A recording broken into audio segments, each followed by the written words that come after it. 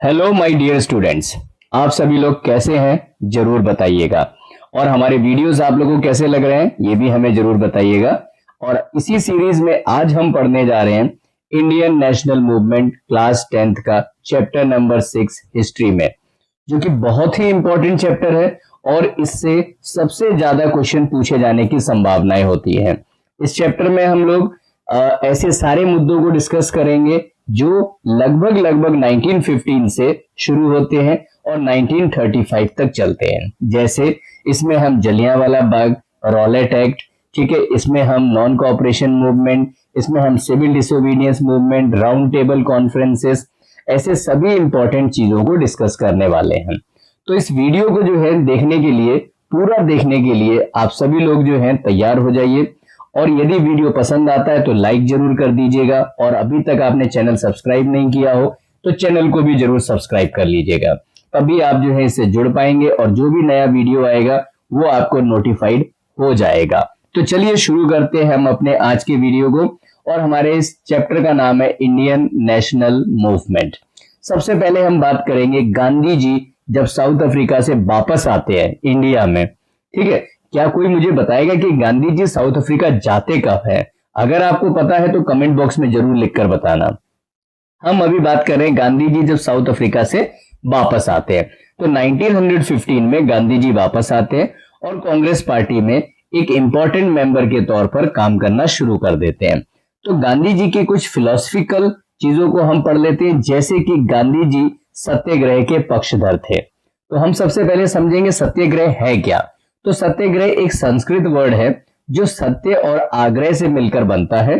सत्य का मतलब होता है ट्रुथ और आग्रह का मतलब होता है कि when you are insisting someone to follow the path which is based on the satya, ठीक है। यानी कि हम अपने बातों को मनवाने के लिए, अपने जायज डिमांड को मनवाने के लिए जो हम प्रोटेस्ट करते हैं, डेमोन्स्ट्रेट करते हैं, तो उसको हम कह सकते हैं, उसके लिए जब हम आग्रह करते हैं तो वो इसमें कहलाता है आग्रह। यानी कि सत्य के लिए लोगों को कॉल करना और फिर उसके बाद प्रोटेस्ट डेमोन्स्ट्रेशन में जो है हम फास्ट रख सकते हैं, हम जो है गवर्नमेंट के खिलाफ जो है गवर्नमेंट को क्रिटिसाइज कर सकते हैं, ठीक है। तो ये होता है सत्याग्रह, राइट। सत्याग्रह को गांधी जी किस तरह से डिफाइन करते हैं? वो कहते हैं कि satyagraha was a moral force born of truth and non-violence. It meant to be the fearless, truthfulness as well as the peaceful, suffering willingly while refusing to submit to what is wrong, but even while resisting evil, it would not involve any kind of hatred towards the evil doer. ठीक, यानी आप लोग समझ भी गए होंगे, क्योंकि आपको आंसर्स तो इंग्लिश में ही लिखने हैं, इसलिए जो है इंग्लिश में ही आपको कंटेंट प्रोवाइड किया जा रहा है, ठीक है। मैं आपको समझा देता हूं इसका मतलब क्या हुआ कि सत्याग्रह जो है वो ट्रुथ और नॉन वायलेंस है, या इस तरह की ताकत है जो बेस्ड है ट्रुथ और नॉन वायलेंस पर, ठीक है। जिसका मतलब होता है इसके पार्टिसिपेंट्स को फियरलेस होना है, ट्रूथफुल होना है, they have to be peaceful, okay. और उसके अलावा जो है बहुत कुछ इनको सेक्रीफाइस करना पड़ेगा, लेकिन हर स्थिति में जो है इनको इस तरह की कोई भी एक्टिविटी नहीं करना है which involve the hatred towards the evil doer, जो आपके साथ बुरा कर रहा है या जिनके विरोध में आपका प्रदर्शन है, उनके अगेंस्ट कुछ भी नुकसानदायक काम नहीं करना है। इस प्रकार गांधी जी अपने सत्याग्रह को एक्सप्लेन करते हैं। चलिए, तो इसके बाद हम बात करेंगे यहाँ पर डॉक्ट्रिन ऑफ नॉन वायलेंस, ठीक है। तो डॉक्ट्रिन ऑफ नॉन वायलेंस में इसका मतलब क्या हुआ? ये भी गांधी जी का अपना एक हथियार है, यानी कि हम किसी भी स्थिति में जो है अपने सामने वाले जिसके अगेंस्ट में हम प्रोटेस्ट कर रहे हैं उस पे जो है किसी प्रकार का नुकसान नहीं करेंगे। ये है नॉन वायलेंस। तो नॉन वायलेंस हिंदी में हम इसे अहिंसा कहते हैं, विच मीन्स नॉन किलिंग और avoiding injury, but for Gandhi ji it meant avoiding injury to anything by thought, word और डीड। यानी अगर हमने उसको मारा पीटा है, केवल वही इंजरी नहीं है, बल्कि उसके विरुद्ध हमने कुछ भी अनपार्लियामेंट्री शब्दों का इस्तेमाल किया है, तो वो भी गांधी जी कहते हैं कि वो भी नॉन वायलेंस में नहीं आता है, और नॉन वायलेंस में रखने के लिए हमें उसको भी इस्तेमाल नहीं करना है। गांधी जी का अपना इंपॉर्टेंट नेक्स्ट जो वेपन था वो है स्वदेशी। स्वदेशी का मतलब ये हुआ कि हम अपने देश में बने हुए सभी कमोडिटीज का इस्तेमाल करेंगे, और जो फॉरेन से यानी कि जो यूरोपियन कंट्रीज से जो कमोडिटीज इंपोर्ट हो रही है इंडिया में, हम उनको इस्तेमाल नहीं करेंगे। तो आप इसे कैसे लिखेंगे? तो आप यहां से लिख सकते हैं swadeshi means producing necessary items in one's own country using them for one's use without being dependent on imported goods. ठीक, इतना अगर आप बता देंगे तो इतने में जो है आपको 1 और 2 मार्क्स के आंसर में फुल नंबर मिल ही जाएंगे। ठीक है, इसके लिए गांधी जी ने जो है सेल्फ सफिशिएंट प्रोग्राम को चलाया और लोगों से जो है अपील की कि वो लोग जो है खुद अपने लिए कपड़ा बनाए। ठीक है, तो उन्होंने जो है चरखा और खादी पर जोर दिया स्वदेशी प्रोग्राम के अंतर्गत। मुझे लगता है यहां तक आपको बात समझ में आ रही होगी। किसी भी प्रकार का आपको डाउट हो, कहीं कोई कंफ्यूजन हो, तो आप कमेंट बॉक्स में जरूर लिख के पूछिएगा और मेरे माध्यम से या हमारी टीम के माध्यम से या हमारे व्यूअर के भी माध्यम से कोई और स्टूडेंट भी जवाब दे सकता है कमेंट बॉक्स में। तो इस तरीके से जो है आप उनसे भी जुड़ेंगे और आपके भी कोई प्रॉब्लम्स होंगे उसके भी सॉल्यूशंस आपको इस पब्लिक प्लेटफॉर्म पे मिलते रहेंगे। अब हम बात करते हैं गांधी जी के द्वारा अपनाए गए कुछ सत्याग्रह की। ठीक है, तो गांधी जी जब भारत में आते तो 1917 में पहला सत्याग्रह आंदोलन इनके द्वारा किया जाता है। तो गांधी जी का जो पहला बड़ा एक्सपेरिमेंट है वो है सत्याग्रह, जो 1917 में कहां पर होता है? चंपारण। चंपारण बिहार में एक जगह पड़ती है और यहाँ पर इंडिगो कल्टीवेटर्स कुछ प्रॉब्लम्स फेस कर रहे थे। वो किस तरह की प्रॉब्लम्स थी? तो जो यूरोपियन प्लांटर्स थे, यानी कि those who were the owner of the plantation, ये लोग जो है they were exploiting the farmers of the Champaran. तो चंपारण के फार्मर काफी परेशान थे। चंपारण के सभी फार्मर्स को अपने लैंड के 3/20 पार्ट पर उनको इंडिगो प्लांटेशन या इंडिगो की क्रॉप करनी ही होती थी। इस सिस्टम को तिनकटिया सिस्टम कहते हैं। इस पे आप विशेष तौर पे ध्यान देना। तिनकटिया सिस्टम क्या होता है? तो when a farmer has forced to grow indigo on their farm of 3/20 part. ठीक है, अच्छा, इसके बाद जब हम बात करेंगे तो गांधी जी यहां पर पहुंचते हैं और गांधी जी को मौका मिलता है सत्याग्रह ऑर्गेनाइज करने का। यहां पर इस जगह के एक लोकल फेमस लीडर हुआ करते थे जिनका नाम था राजकुमार शुक्ला। उन्होंने गांधी जी को इनवाइट किया और गांधी जी ने उनके इनविटेशन को एक्सेप्ट करते हुए यहां पर अपना प्रोटेस्ट चलाया। ये सत्याग्रह गांधी जी का भारत में पहला सत्याग्रह था जो पूरी तरह से सफल साबित हुआ, जिसके बाद अंग्रेजों को यहाँ के फार्मर्स की पूरी डिमांड माननी पड़ी। गांधी जी ने इन चंपारण के फार्मर्स को अपने तरीके से यानी सत्याग्रह के तरीके से जो है उसको सॉल्व करने की कोशिश की और इसके रिजल्ट में जो है एक इंक्वायरी कमीशन यहाँ पे बैठाला गया और फार्मर्स को जो है रिलीफ मिली तिनकटिया सिस्टम से। ठीक है, तो ये गांधी जी का पहला सफल सत्याग्रह था। इसके बाद हम गांधी जी के दूसरे सत्याग्रह की बात करते हैं। ये है अहमदाबाद सत्याग्रह। ठीक है, अहमदाबाद कहां पर है? गुजरात में है, आप सभी लोग जानते हैं। और आज भी अहमदाबाद जो है फेमस है कॉटन मिल्स के लिए। ठीक है, तो यहां पर जो है क्या प्रॉब्लम थी कि जो यूरोपियन ऑनर्स थे इनके मिल के, वो जो है वर्कर्स को एक लंबे समय से सैलरी प्रोवाइड नहीं कर रहे थे, बोनस भी नहीं मिल रहा था उनको। ठीक है, और वर्किंग आवर्स भी उनके काफी ज्यादा थे। ठीक, तो इनकी इन डिमांड्स को लेकर के गांधी जी यहाँ पर एक और प्रोटेस्ट, एक और सत्याग्रह ऑर्गेनाइज करते हैं और ये यहाँ पर हंगर स्ट्राइक पर बैठ जाते हैं सभी के सभी जो है वर्कर्स के साथ में, जिसके बाद मिल ऑनर्स को इसके अगेंस्ट में काफी ज्यादा दिक्कतें झेलनी पड़ती हैं।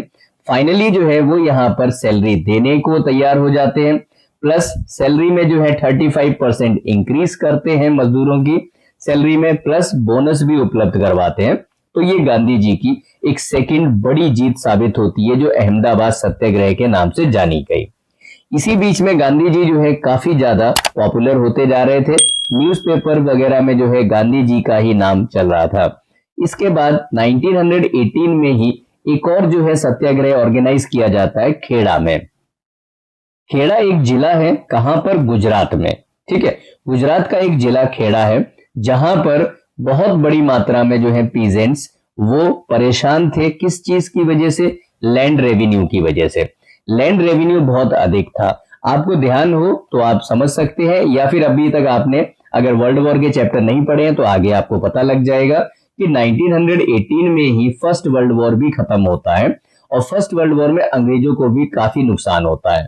तो यहाँ के जो किसान होते हैं उनकी डिमांड होती है कि उनसे इस साल का लैंड रेवेन्यू ना लिया जाए। उसका कारण ये था कि वहां पर ड्रॉट कंडीशन इतनी ज्यादा थी कि प्रोडक्शन नहीं हुई थी। लेकिन ब्रिटिश गवर्नमेंट ने इसको डिनाई कर दिया और उन्हें खुद रेवेन्यू की बहुत ज्यादा जरूरत थी, उन्होंने नहीं मानी इनकी डिमांड। तो ये लोग भी जो है प्रोटेस्ट पे बैठ जाते हैं और यहाँ पर जो है एक बड़ा आंदोलन ऑर्गेनाइज होता है गांधी जी के द्वारा सत्याग्रह का। और इस आंदोलन के बाद भी फिर से गांधी जी की ही जीत होती है और ब्रिटिश गवर्नमेंट को गांधी जी की बात माननी पड़ती है। ठीक है, और यहाँ पर समझौता किस पे होता है? समझौता इस चीज पर होता है कि जितने भी गरीब किसान हैं जो कैपेबल नहीं है रेवेन्यू देने के, उनके सबके रेवेन्यू माफ कर दिए गए। केवल और केवल जो बड़े फार्मर हैं उनसे ही रेवेन्यू चार्ज किया जाएगा। ठीक है, तो इस प्रकार जो है ये 3 बड़े सत्याग्रह गांधी जी के हुए। आपको इनमें डेट्स याद रखनी है, तीनों के नाम याद रखने हैं, तीनों की जगह याद रखनी है, तीनों के कारण याद रखने हैं और तीनों का रिजल्ट याद रखना है। इतनी चीजें आपको अच्छे से यहाँ पर समझनी है। ठीक है, और फिर कह रहे हैं कि अगर आपको कोई चीज समझ नहीं आए तो जरूर कमेंट बॉक्स में लिखकर पूछिए। ठीक है, पूछने की आदत तो डालिए, पूछने से ही आपकी जो प्रॉब्लम्स हैं या आपको सॉल्यूशंस जो है वो पूछने पर ही मिलेंगे। ठीक है, अच्छा चलिए आगे चलते हैं। अब हम पढ़ने जा रहे हैं नॉन कोऑपरेशन मूवमेंट। ठीक है, तो नॉन कोऑपरेशन मूवमेंट इसके बाद शुरू होता है। आप सभी को पता है 1920 में इसका प्रपोजल पास होता है और उसके बाद जो है इसको शुरू कर दिया जाता है। तो सबसे पहले हम जानेंगे कि इसके पीछे रीजन क्या क्या थे, क्यों नॉन कोऑपरेशन मूवमेंट शुरू होता है। तो इस बीच में जो है कई ऐसे जो है बड़े घटनाक्रम यहाँ पर होते हैं जिसकी वजह से पब्लिक में बहुत ज्यादा अनकंफर्टेबिलिटी और जो है गवर्नमेंट की तरफ से बहुत ज्यादा एनार्की प्रिवेल हो जाती है, जिसकी वजह से जनता परेशान है, एडमिनिस्ट्रेशन परेशान है, स्थितियां कंट्रोल से बाहर है। ठीक है, तो वो उनके कारण क्या क्या थे? तो पहला है रॉलेट एक्ट। ठीक है, रॉलेट एक्ट क्या था? एक तरह से जो है जब वर्ल्ड वॉर खत्म होता है तो भारतीयों की कुछ एक्सपेक्टेशन थी कि वर्ल्ड वॉर खत्म हो रहा है तो अंग्रेज एडमिनिस्ट्रेशन की तरफ से हमें कुछ बेनिफिट मिलेगा, लेकिन बेनिफिट मिलने की बजाय इंडियंस को मिलता है रॉलेट एक्ट। ठीक है, तो ये रॉलेट एक्ट का जो बिल है ये पास होता है मार्च 1919 में। ठीक है, अब इसके बाद ये रॉलेट एक्ट बन जाता है। सर रॉलेट जो है इस कमीशन के हेड होते हैं, उन्हीं के नाम से इस कानून को पारित किया जाता है। अब आप यहाँ पे समझ लीजिए क्या क्या स्थितियां थी। पहली, arrest of a person without warrant. इसका मतलब आप समझ रहे हैं कितना कठिन और कितना कठोर जो है ये एक्ट लेकर आए थे कि British government was empowered with this law that they can arrest anyone and they do not required the warrant. Okay, इसके बाद में जो है in camera trial in seclusion, तो the right of the camera trial which was available now that was also snatched. Then after the restriction on movement of individuals. Now individuals were not allowed, they were liberal or they got the right that they can move anywhere during the organizing the movement, protest, demonstration. ठीक है, ऐसी सब चीजों के ऊपर restrictions लगा दी and if they caught by the police that they are involving in some movement they can be arrested. Okay, and The point number 4 is suspension of the right of habeas corpus. तो आप सभी इसको पढ़ चुके होंगे कि ये right जो है habeas corpus जो हमारे राइट टू कॉन्स्टिट्यूशनल रेमेडीज में आर्टिकल 32 का हिस्सा है, इसके अकॉर्डिंग जो है हम अपने अधिकार के लिए जो है कोर्ट में जा सकते हैं और इलीगली अरेस्ट होने पर जो है कोर्ट रिलीज करने का ऑर्डर देता है। तो इस राइट को भी यहाँ पे पूरी तरह से सस्पेंड कर दिया गया। चलिए, तो इसके बाद दूसरे इंपॉर्टेंट पॉइंट पे बात करते हैं जो इससे भी ज्यादा महत्वपूर्ण है। अब देखिए रॉलेट एक्ट ऐसा कानून लाएंगे तो डेफिनेटली जनता में आक्रोश तो आना ही था, जो आया भी। ठीक है, अच्छा अब इसके बाद हम अपने दूसरे पॉइंट पे चलते हैं जो बहुत ही इंपॉर्टेंट है, वो है जलियांवाला बाग। ठीक है, ये वाला जो इंसिडेंट है ये हर एक भारतीयों को जो है जहन से जो है उनको झकझोर के रख देता है कि ऐसा बुरा एक घटनाक्रम जो है भारत में अंग्रेजों के द्वारा किया जाता है। तो यहाँ पे होता क्या है, देखिए एक बड़ी मात्रा में क्राउड इकट्ठी होती है कहाँ पे? जलियांवाले बाग में, जो अमृतसर में है। ठीक, ये घटना किस दिन की है ये आपको बेसिकली याद भी रखना है। 13 अप्रैल 1919 को इस घटना को अंजाम दिया जाता है। यहाँ का पहले हम समझते हैं इश्यू क्या था। यहाँ के 2 बड़े पॉलिटिकल लीडर थे कांग्रेस के, एक थे डॉक्टर सैफुद्दीन किचलू और दूसरे हैं डॉक्टर सत्यपाल। डॉक्टर सैफुद्दीन किचलू और डॉक्टर सत्यपाल दोनों को ही अरेस्ट कर लिया जाता है पुलिस के द्वारा। तो इनके अरेस्ट के विरोध में एक प्रोटेस्ट ऑर्गेनाइज करने का प्लान बन रहा था। इसके लिए मीटिंग जलियांवाले बाग में होती है, पर कोइंसिडेंटली इसी दिन जो है क्या हो जाता है, इसी दिन बैसाखी का फेस्टिवल भी होता है।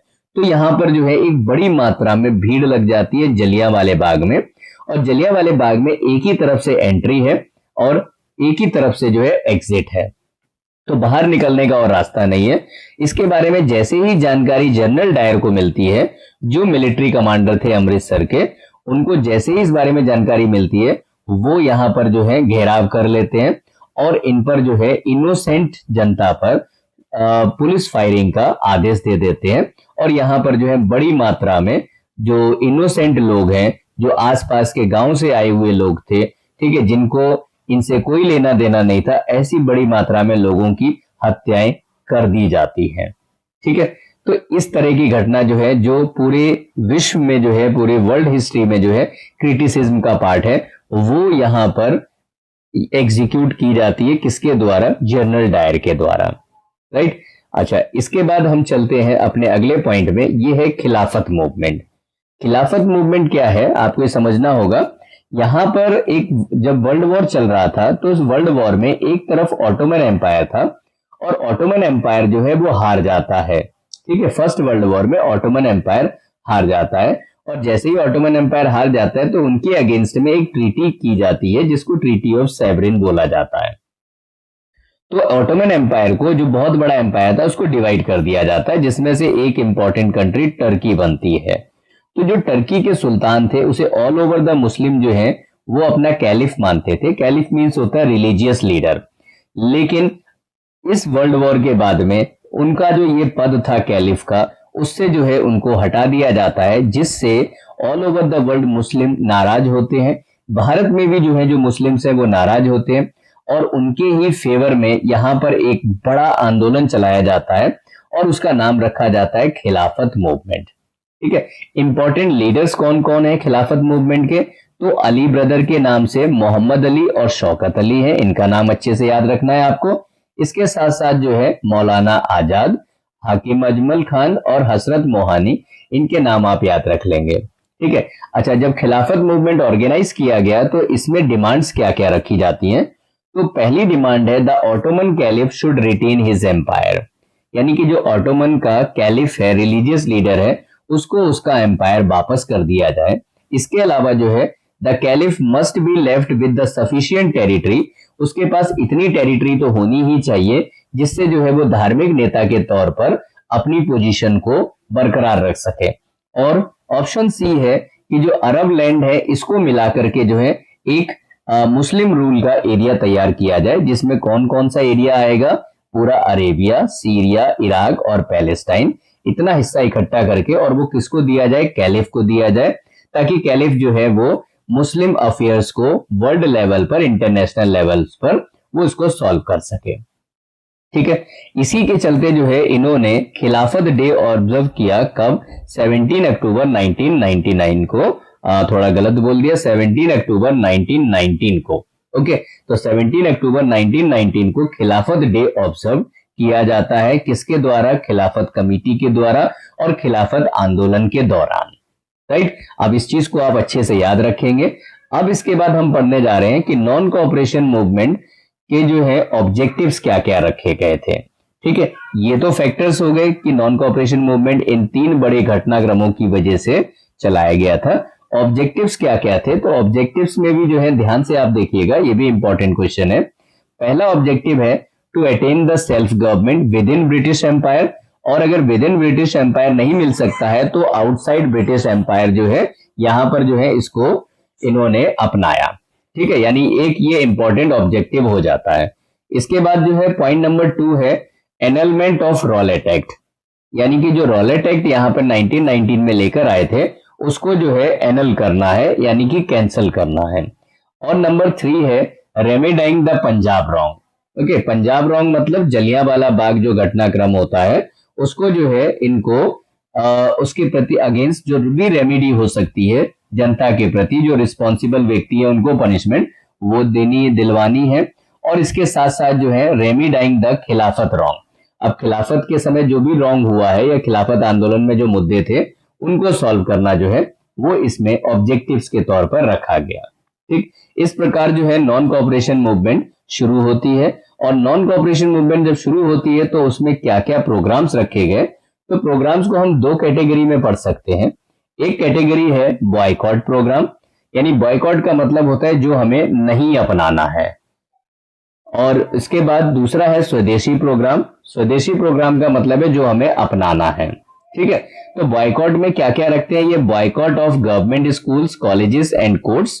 ठीक है, गवर्नमेंट स्कूल्स एंड कॉलेजेस जो है जो भी स्टूडेंट्स या टीचर्स जो है वो यहाँ पे जो गवर्नमेंट स्कूल्स और कॉलेजेस जो है ज्वाइन किए हुए थे वो अब नहीं करेंगे। ठीक है, यानी कि वो छोड़ेंगे। टीचर्स जो है वो स्कूल कॉलेजेस छोड़ेंगे, स्टूडेंट्स स्कूल कॉलेजेस छोड़ेंगे। ठीक, इसके बाद जो है number 2 boycott of foreign goods, और number 3 boycott of election to be held for the councils as suggested by the reform of 1919। Okay, यानी कि जो है जो इलेक्शन यहाँ पे 1919 में मॉन्टेग चेम्सफोर्ड रिफॉर्म आता है उसके थ्रू जो भी रिफॉर्म्स है उन सबको भी बॉयकॉट किया जाएगा। और इसके बाद जो है resignation from nominated seats in local bodies. ठीक, यानी कि जो भी लोग जो है यहाँ पर लोकल बॉडीज में थे, नॉमिनेटेड थे, वो सब जो है अपना रिजाइन देंगे। और इसके अलावा surrender of titles and honorary offices, whatever the titles which were gained by the Indian leaders they will surrender those titles, वो वापस कर देंगे उनको। और इसके साथ साथ जो है refusal to attend the government functions, इस तरह के प्रोग्राम्स बॉयकॉट में रखे गए। अब हम समझ लेते हैं स्वदेशी में क्या क्या रखे जाते हैं। तो स्वदेशी में है popularization of swadeshi and khadi by reviving hand spinning and hand weaving. इसका मतलब क्या हुआ कि हम जो है अंग्रेजों के सामान को नहीं खरीदेंगे और जो हैंड स्पिनिंग और हैंड वीविंग क्लोथ्स होंगे जो इंडिया में इंडियंस के द्वारा ही बनाए गए होंगे उसका इस्तेमाल करेंगे। इसके अलावा development of unity between the Hindu and Muslim, ठीक है, क्योंकि खिलाफत आंदोलन को इसमें शामिल किया जाता है तो इसमें हिंदू और मुस्लिम्स की यूनिटी भी बढ़ती है और उसमें बढ़ाने पे काम भी किया जाएगा। ये स्वदेशी का प्रोग्राम हो गया। इसके साथ साथ जो है रिमूवल ऑफ अनटचेबिलिटी, इस पर भी जो है काफी इंपॉर्टेंटली काम किया गया। साथ ही साथ अपलिफ्टमेंट ऑफ वुमेन भी। तो ये स्वदेशी प्रोग्राम्स में आ गए जिस पर इन्होंने मेजरली फोकस किया था। अब इसके बाद हम जानेंगे repression by the government. Government ने किस तरीके से इनको या इस नॉन कोऑपरेशन मूवमेंट को रिप्रेस किया। तो वो क्या क्या है, पहला देखो, all important leaders except Gandhi ji were arrested and sent to jail. ठीक है, बाद में खैर गांधी जी को भी अरेस्ट किया जाता है, लेकिन यहाँ पर जो है जितने इंपॉर्टेंट लीडर्स थे गांधी जी को छोड़ करके उनको अरेस्ट कर लिया जाता है। इसके बाद में procession and public meetings were banned. अब कोई भी अगर जो है जुलूस निकाला जाएगा, कोई पब्लिक मीटिंग होगी, उसको इलीगल डिक्लेयर कर दिया गया। और द खिलाफत and the Congress volunteer organisations were declared illegal. ठीक है, समय समय पर जो है ये कांग्रेस को इलीगल डिक्लेयर कर देते थे ताकि जो है ये इस तरह के बड़े आंदोलन ना हो सके। ठीक है, अब हम पढ़ेंगे कि आखिरकार ये मूवमेंट सस्पेंड क्यों हुआ। तो हमारा अगला टॉपिक है suspension of the non cooperation movement. तो एक घटना घटती है कहां पर, चौरी चौरा में। ध्यान देंगे आप लोग, चौरी चौरा में एक घटना घटती है कब, ये 5 फरवरी 1922 को। 5 फरवरी 1922 को एक बड़ी घटना है जहां पर होता क्या है, 3000 पीजेंट्स एक मार्च पर निकले हुए हैं और वो जैसे ही एक पुलिस स्टेशन के सामने से प्रोटेस्ट करते हुए निकलते हैं तो वहां पर जो है पुलिस उनके ऊपर फायर कर देती है, जिससे ये 3000 लोग जो है वो डिस्टर्ब हो जाते हैं। हम सिंपल शब्दों में समझे, ये जो है आक्रोशित हो जाते हैं। ठीक है, दे इन्फ्यूरिएटेड। ओके, फिर इसके बाद जो है क्या होता है कि ये जब आक्रोशित हो जाते हैं तो वहां पर जो पुलिसमैन थे उनकी टोटल जो नंबरिंग थी वो 22 थी। तो 22 पुलिसमैन थे, इनके साथ मारपीट होती है और इनको जो है पुलिस स्टेशन के अंदर बंद करके और इनको जिंदा जला दिया जाता है। ठीक है, ये घटना जो है क्योंकि 22 लोगों को जिंदा जला दिया गया प्रोटेस्टर्स के द्वारा, तो गांधी जी जो है इसको अपने अहिंसा के प्रोग्राम से अलग रखते हैं। वो इसको इसका पार्ट नहीं मानते हैं, जिससे नाराज होकर के गांधी जी यहाँ पर एक डिसीजन लेते हैं और वो कहते हैं कि हम इस आंदोलन को खत्म कर देंगे। इस वजह से गांधी जी ने 12 फरवरी 1922 को, इस डेट को आप याद रखना, फरवरी 12, 1922 को Gandhi ji decided to withdraw the non cooperation movement. Okay, इसके बाद जो है गांधी जी को कुछ समय के बाद में अरेस्ट कर लिया जाता है।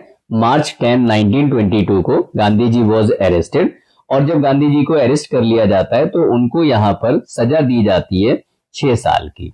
6 साल के लिए गांधी जी जेल चले जाते हैं, लेकिन हालांकि गांधी जी 6 साल तक जेल नहीं रहते हैं। बाद में जो है उनकी तबीयत खराब होने की वजह से 2 साल बाद उनको रिहा कर दिया जाता है। ठीक है, तो ये था नॉन कोऑपरेशन मूवमेंट कैसे शुरू हुआ, कैसे खत्म हुआ, उसके कारण, उसमें क्या क्या किया गया था। ठीक है, अब हम एक और इंपॉर्टेंट टॉपिक को पढ़ेंगे, वो है impact of non cooperation movement. Impact of non cooperation movement बहुत ही इंपॉर्टेंट है, क्योंकि ये पहली बार इतने बड़े स्तर पर एक बड़ा आंदोलन ऑर्गेनाइज किया जाता है, और इस आंदोलन का इम्पैक्ट बहुत ही ज्यादा पॉजिटिव लोगों के ऊपर पड़ता है। पहला जो है इम्पैक्ट हम जानेंगे कि national movement became a mass movement. मतलब क्या हुआ कि जो हमारा नेशनल मूवमेंट है वो अब जन आंदोलन बन के आ गया, क्योंकि इस आंदोलन में सभी लोग, चाहे वो peasants, worker, student, teachers, women, इन सभी लोगों ने बड़ी मात्रा में यहाँ पे अपना पार्टिसिपेशन दिया।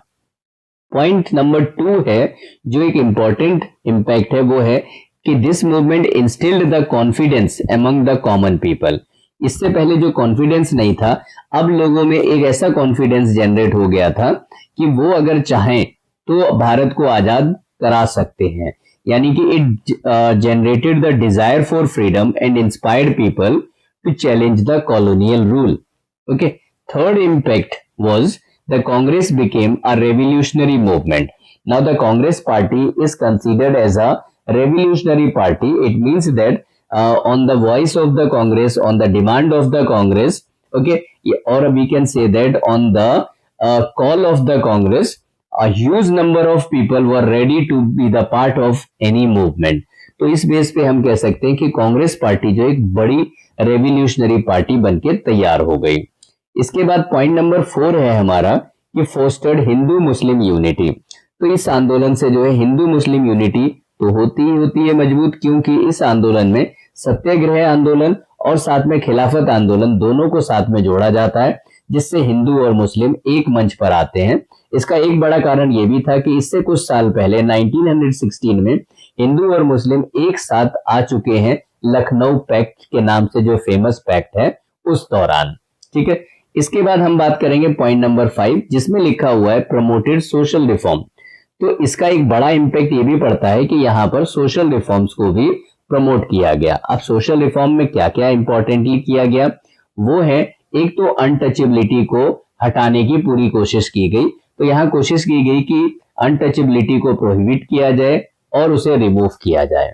ठीक है, इसके अलावा जो है नेशनल स्कूल्स और कॉलेजेस भी स्टेब्लिश किए जाते हैं, और इसके अलावा जो है बॉयकॉट और स्वदेशी के प्रोग्राम में इंडियन हैंडीक्राफ्ट को और इंडियन इंडस्ट्रीज को प्रमोट किया जाता है, जिसमें खादी को जो है नेशनल सिंबल बना दिया जाता है इस आंदोलन का। और इसके बाद जो है अगला जो इम्पैक्ट है वो है spread of nationalism to every part of the country. इससे होता क्या है कि नेशनलिज्म जो है यहाँ पर हर पार्ट में, यानी कि भारत के हर हिस्से में जो है नेशनलिज्म फैलने लगता है। ठीक है, इसके बाद जो है point number 7, popularize the cult of swaraj. यानी अब स्वराज जो है लोगों की जुबान पर आ गया और स्वराज का मतलब लोगों को समझ में आने लगा।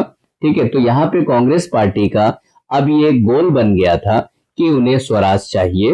दे want to attain swaraj within the British empire, and if it is not possible then they demanded outside the British empire. Okay, but anyhow they want the swaraj, right. So इस तरीके से हमने अपने इस वीडियो में बहुत ही important topic को डिस्कस किया। ये पार्ट 1 है और पार्ट 2 आपको जो है जल्द ही मिलेगा। अगर वीडियो पसंद आया हो तो आप लोग इसे जो है लाइक जरूर कर दीजिएगा और अपने सभी दोस्तों में शेयर जरूर कीजिएगा। So thank you very much for watching this video.